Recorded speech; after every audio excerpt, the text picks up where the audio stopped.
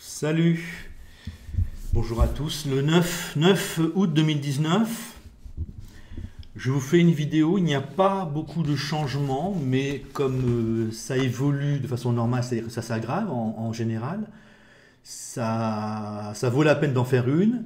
Vous avez tout de même une nouveauté pour la France et je peux apporter quelques faits concrets, quelques évolutions concrètes à mon avis, qui sont nouvelles, dont je n'ai jamais parlé. Trois parties dans la vidéo. J'explique pourquoi j'ai annulé ma dernière vidéo sur l'évolution positive des bobos allemands. Dans la seconde partie, je parle des grandes évolutions depuis la vidéo du 1er juillet, depuis le 1er juillet donc. Et enfin, je parlerai de ce qui se passe autour de l'affaire Steve Maia Caniço, un jeune homme qui est mort dans la Loire. J'en parle parce que certaines personnes considèrent que c'est très important, qu'il se passe quelque chose avec en plus les vandalisations des permanences des députés En Marche. J'ai l'impression que beaucoup de personnes croient qu'il se passe quelque chose. Je ne suis absolument pas d'accord avec cela.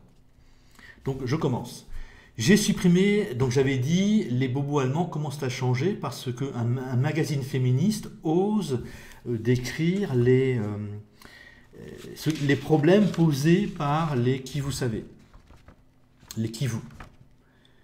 J'en avais je me dis, j'ai vérifié l'information, je me suis dit, bon, si les féministes françaises font cela, c'est que ça bascule. Je me suis dit, donc en Allemagne, ça bascule aussi, les bobos allemands basculent aussi, mais non. Ce magazine critique les qui vous depuis au moins 2016. Merci à la personne qui a fait le commentaire. Donc ça, c'est vraiment ce que j'aime bien dans ce que je vous propose comme contenu. Je vous fais mes hypothèses et vos commentaires courtois et argumentés, je les prends en compte, on discute ensemble en fait, on essaie de trouver ensemble ce qui se passe. Donc malheureusement, le bobo allemand ne change pas, n'évolue pas. C'était une très grande nouvelle, une très grande et une très bonne nouvelle, malheureusement, donc il faut l'enlever de la tête. Partie 2, bon, ça bouge beaucoup, mais, et c'est pour ça que je n'ai pas fait de vidéo, ça ne fait que continuer dans les tendances fortes. Aux États-Unis, par exemple, vous avez Donald Trump qui parle de considérer les antifas comme une organisation terroriste. Alors, ça n'est pas encore fait, mais déjà il en parle. Donc on est dans l'évolution continuelle. Donald Trump est de plus en plus assuré de son pouvoir et impose de plus en plus une vision du monde qui défend les ouvriers et les employés. Au Royaume-Uni, le Brexit est confirmé. Je pense qu'une fois que les peuples ont basculé, c'est définitif. Donc peut-être qu'il y a encore des problèmes, mais c'est une nouvelle étape dans la volonté d'un Brexit assumé. Pour l'Italie, Salvini pousse à de nouvelles élections, et s'il le fait, c'est parce qu'il pense devoir les gagner. Donc c'est en fait une bonne nouvelle. Il veut simplement éliminer son associé, son allié, un peu gauchiste, et avoir le pouvoir à lui tout seul, ce qui lui permettrait de faire plus de choses. Au niveau mondial, l'effondrement économique se précise. Donc on a de plus en plus d'indices montrant que ça va de plus en plus mal et qu'on est en effondrement économique. J'en arrive à avoir une vision claire sur certaines choses, sur certaines évolutions. Donc chez nous, cet effondrement économique va donner une vague de violence très impressionnante.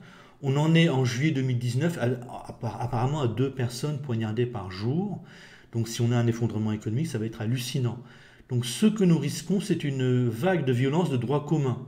Et pas du tout un islam radical, comme on en avait parlé au début du moment où je faisais les vidéos. La violence va venir de la délinquance. Vous aurez donc de plus en plus de personnes poignardées, de plus en plus de magasins pillés et de locaux commerciaux brûlés. On a vu lors de la victoire de l'Algérie à la Coupe d'Afrique des Nations, des locaux commerciaux étaient brûlés maintenant. C'est nouveau, je pense, ou en tout cas à ce niveau-là, c'est nouveau. Donc voilà un peu ce que nous allons vivre. L'effondrement économique va donner une violence de droit commun avant tout, à mon avis. Et là, la nouveauté, en France, le camp pro-allemand, pro-migrant, donc c'est tout ce qui est centriste, gauchiste, écologiste. Le camp pro-allemand, pro-migrant me paraît basculer dans la folie. Vous avez l'évolution normale de l'instauration d'une dictature, donc les mutilations, les insultes, la prison. On a 4 cadres du mouvement identitaire qui sont menacés de prison ferme pour rien du tout, pour 3 fois rien. Donc cette fois-ci, si vous bougez, vous risquez la mutilation ou la prison. Et ils trouveront un argument. On a 3 personnes, 3 de ces cadres identitaires sont menacés de prison ferme sur l'affaire des Alpes, alors qu'au début, le gouvernement n'avait rien trouvé à leur reprocher. Donc ils vont forcément trouver des choses à vous reprocher si vous bougez, et la sanction, c'est la prison ferme. Et vous avez accessoirement Dieudonné et Alain Soral qui sont eux aussi menacés de prison ferme. Donc maintenant, si vous parlez donc avec la loi Avia, on vous fait taire, et si vous bougez, c'est la mutilation ou la prison. Je crois qu'on est quasiment en dictature. Je suppose que ces gens-là refuseraient que Marine Le Pen gagne les élections. Enfin, si elle gagne les élections, ils refuseraient qu'elle arrive au pouvoir. Et là, un phénomène nouveau, c'est, j'ai l'impression que le camp Macron et les gauchistes et les écologistes entrent en délire. Vous avez eu l'affaire Greta Thunberg, c'est-à-dire une très jeune fille qui a un visage d'enfant à mes yeux, de 16 ans, une militante, une activiste, comme on dit, écologiste, qui a été invitée par l'Assemblée nationale. Donc l'Assemblée nationale invite une fillette de 16 ans, une très jeune fille de 16 ans, qui n'a rien d'intelligent à dire. Je suppose qu'ils l'ont écouté religieusement, et puis juste après, ils ont voté le CETA, c'est-à-dire le contraire de la lutte contre le réchauffement climatique, l'accélération du libre-échange. On a eu aussi une tribune dans Le Monde, on commence à avoir un discours écologiste apocalyptique, bon ça n'est pas gênant, mais apocalyptique, et qui passe dans les grands médias. Le Monde, c'est la voix des élites. Donc quand des écologistes nous annoncent la fin du monde, et que ça passe dans le journal Le Monde, on franchit une nouvelle étape. On a des élites maintenant qui n'ont plus rien d'autre à dire. Si vous bougez, on vous mutile. Si vous parlez, on vous fait taire. Et on va à la catastrophe. Bien sûr, nous n'allons pas résoudre cette catastrophe. Nous n'essayons pas de résoudre cette catastrophe. Mais on annonce la catastrophe pour vous faire accepter l'appauvrissement instantanément. Donc on a des élites qui passent à une nouvelle étape. L'acceptation de l'effondrement. Voilà, c'est un peu ça ce qui se passe avec l'affaire Greta Thunberg, avec le fait que le journal Le Monde publie un article d'écologistes, un article d'écologistes, comment je vais dire ça, catastrophiste. Normalement, donc le camp Macron devient fou. On le sentait, hein, ils sentent probablement qu'ils sont complètement à côté de la réalité, que la réalité leur échappe totalement, et à la fois ils font taire les gens de plus en plus violemment, et à la fois ils perdent la tête. Je pense qu'on va le voir de plus en plus lors du quinquennat Macron. La troisième partie, donc tout ce qui se passe autour de l'affaire Steve Maia Caniço, donc c'est un monsieur de 24 ans qui est mort dans la Loire suite à une charge de police exagérée. Très probablement suite à une charge de police exagérée. On a ça râle, ça manifeste, ça agresse, ça lutte contre la police. Et on a en ce moment même, au moment même de cette affaire, et un peu lié à celle-ci, des vandalisations de permanence de députés En Marche. Et les Gilets jaunes sont toujours là. Et certains, j'ai l'impression que pas mal de gens disent il se passe quelque chose, c'est le début de l'insurrection. Je pense au contraire qu'il ne se passe rien.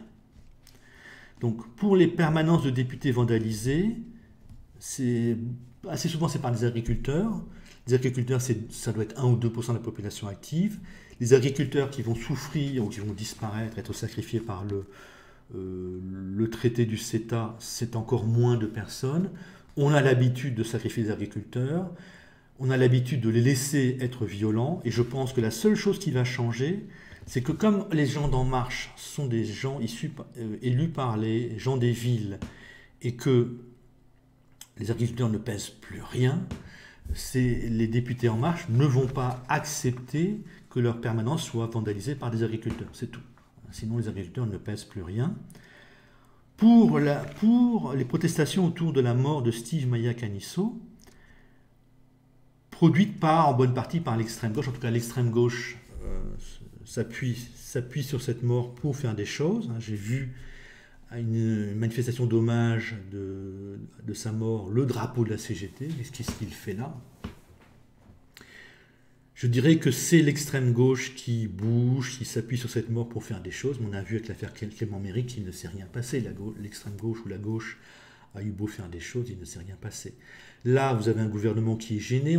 Et certains peuvent croire que le gouvernement recule. Non, le gouvernement est gêné parce que c'est la gauche, ce sont des électeurs de second tour de ce gouvernement. Voilà pourquoi il est gêné. Le gouvernement, quand il mutile des gilets jaunes, quand on a eu une personne...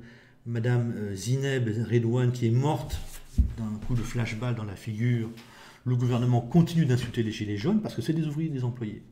Là, ce sont des gauchistes qui manifestent,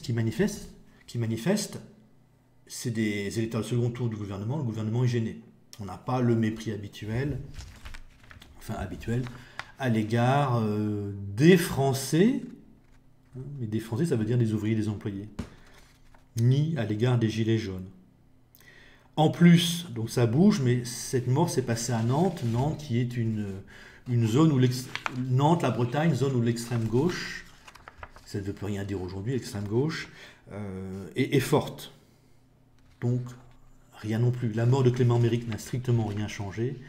La mort de M. Steve Maia-Caniço ne changera strictement rien pour l'extrême gauche. Au contraire, c'est une marque de faiblesse. Elle n'a plus rien à proposer, donc elle s'appuie sur ce qu'elle peut pour essayer d'exister. Il ne se passe rien en réalité autour de cette affaire. Et pareil pour les vandalisations de permanence de députés, il ne se passe rien non plus. Rien d'important, bien sûr. En conclusion, l'essentiel, c'est l'effondrement qui est en cours, l'effondrement économique. Et la possibilité, pour la première fois, j'ai la possibilité de vous dire qu'est-ce qui va se passer. Comme on a 2 personnes qui sont poignardées tous les jours au mois de juillet, comme on a commencé à avoir donc des locaux brûlés lors de la victoire de l'Algérie à la Coupe d'Afrique des Nations, on va vers des émeutes assez violentes, on va vers beaucoup de meurtres de gens, de plus en plus de meurtres de gens par les Kivus. C'est peut-être le moment de... Si vous avez un projet de déménager à la campagne, il faut le mettre en action, il faut vous dépêcher. C'est le moment de vous préparer à partir. Si vous partez à l'étranger, faites attention parce que vous aurez le même effondrement à peu près quand même dans beaucoup de pays. Pour les Noirs et les Maghrébins qui ont choisi la France, auparavant je leur disais de rester discrets puisque de toute façon ils étaient coincés entre les Noirs et les Maghrébins et les gens d'origine maghrébine qui haïssent la France et la passivité des Français. Donc on bascule, et pour les Noirs et les Maghrébins qui ont choisi la France, je pense que c'est le moment de montrer qu'ils l'ont choisi. Ils vont se faire agresser par les autres, mais comme la situation est occupée à basculer, ça va durer un certain temps, et les Noirs et les Maghrébins qui auront choisi la France, qui auront montré qu'ils ont choisi la France, pourront rester en France en fait. On bascule, là on bascule en fait. La réalité c'est que le basculement est tout proche, Macron est complètement dans l'irréalité, c'est-à-dire que au moment où Donald Trump fait du protectionnisme, Emmanuel Macron, lui, continue dans le libre-échange qui détruit les sociétés. Dans le libre-échange, dans l'immigration massive, là où Donald Trump parle aussi d'expulser quelques millions de Mexicains clandestins. Voilà, ça bascule. En Marche me paraît entrer dans la folie et la violence la plus totale. Faut vous préparer à ça. Salut.